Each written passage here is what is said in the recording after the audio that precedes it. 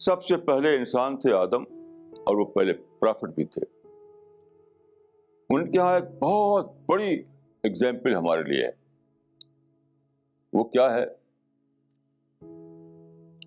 وہ یہ ہے کہ آپ جانتے ہیں کہ قرآن میں جو ان کا قصہ بتایا گیا ہے، بائبل میں بتایا گیا ہے کہ خدا نے پیدا کر کے انہیں پیراڈائز میں رکھا.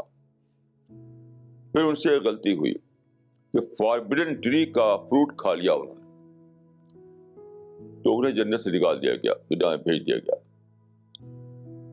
اور یہ کہا گیا کہ بعضکم لبعض عدو. وہ شیطان کے بہکاوے سے انہوں نے کھایا تھا اس کو.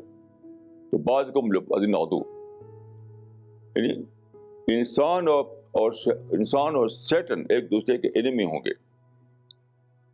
یہ بہت بڑی بات ہے.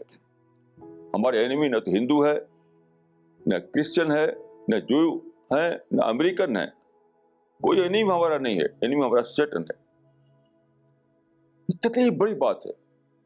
سارے مسلمان، دنیا بھر کے مسلمان کیا سمجھتے ہیں؟ انہی لوگ انیمی سمجھتے ہیں.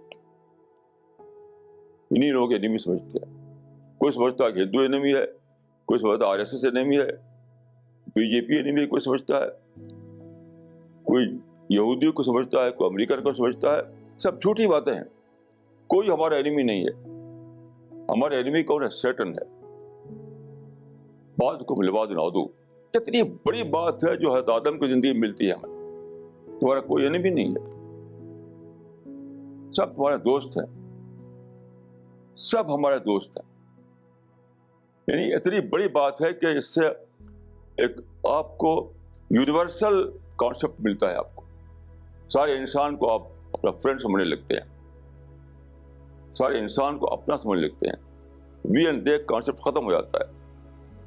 صرف سیٹن کے معاملے میں بنتا ہے معاملہ آپ کا، کہ سیٹن سے آپ کا مقابلہ ہے، جو بہکاتا ہے، جو ڈیویٹ کرتا ہے سچائی سے.